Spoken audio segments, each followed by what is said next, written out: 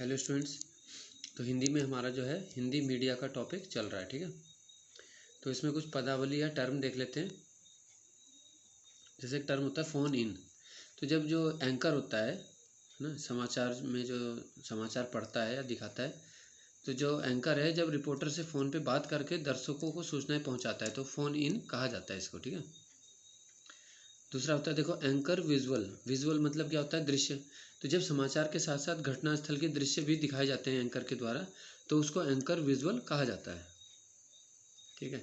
तीसरा पॉइंट होता है देखो इसमें एंकर बाइट।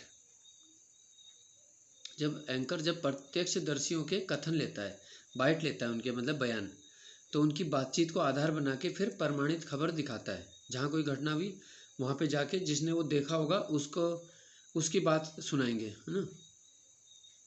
फिर आता है देखो लाइव, या आप जानते हो लाइव मतलब सीधा प्रसारण। तो किसी घटना स्थल से किसी घटना का सीधा प्रसारण करना लाइव न्यूज़ कहलाती है, लाइव हो गया है, ठीक है। फिर है देखो एंकर पैकेज। तो पैकेज में क्या होता है? कोई भी चीज़ ज़्यादा सब कुछ आ जाता है। तो देखो जब एंकर संबंधित घटना को सूचना, बाइट, ग्राफिक्स आदि सभी के द्वारा व्यवस्थित ढंग से दिखाता है, ठीक है। ग्राफिक्स बना के भी दिखा रहा है वो, सूचना भी पूरी दे रहा है उसके बारे में, ठीक है। तो तब इसको क्या बोलते हैं? एंकर पैकेज कहा जाता है। आगे देख लेते हैं हिंदी वेब जो जगत है, यानी जो इंटरनेट पे हिंदी की खबरों का संसार है। हिंदी वेब जगत में कौन कौन सी इस समय साहित्यिक पत्रिकाएं हैं? तो देखो अनुभूति पत्रिका है, अभिव्यक्ति है, हिंदी नेस्ट और सराय, ये पत्रिकाएं उपलब्ध हैं हिंदी वेब जगत में। इनसे हम समाचारों की जानकारी ले सकते हैं, ठीक है। अब आगे देख लेते हैं देखो पत्रकारिता के प्रकार, जर्नलिज्म के टाइप क्या हैं। देखो एक होता है खोजी पत्रकारिता, जैसे कुछ इन्वेस्टिगेट करना है, कहीं कोई नेता मान लो भ्रष्टाचारी है तो उसका हमें उजागर करना है, ठीक है। तो इसमें भ्रष्टाचार या गड़बड़ी का पता करते हैं, इसे बोलते हैं खोजी पत्रकारिता। तो ये है ना, बहादुर लोग ही इसको कर सकते हैं, ठीक है, क्योंकि इसमें रिस्क भी होगा। फिर अगला होता है देखो विशेषीकृत पत्रकारिता, किसी क्षेत्र विशेष की जानकारी देना। जैसे कहीं पे मान लो है ना, ये तांबे की खान है, तो जिस पत्रकार को उसके बारे में ज़्यादा जानकारी होगी वही है ना ऐसी विशेषीकृत पत्रकारिता कर सकता है। फिर अगला आता है देखो पीत पत्रकारिता। पीत पत्रकारिता उसी को कहते हैं जब ऐसी खबरें दिखाई जाती हैं जिससे खूब चैनल में लोग देखें उनको, ठीक है। जैसे अफवाहें चलाना, है ना, प्रेम संबंधी के बारे में कुछ कहानियाँ दिखा देना या सनसनीखेज बना देना किसी तरह खबरों को। तो इसे बोलते हैं पीत पत्रकारिता। देखो ये टर्म पूछा जा चुका है एक बार, पीत पत्रकारिता, ठीक है। फिर है पेज 3। पेज 3 पत्रकारिता, तो आपने नाम सुना भी होगा। पेज 3 जो मैगजीन है प्रसिद्ध बॉलीवुड की, ठीक है।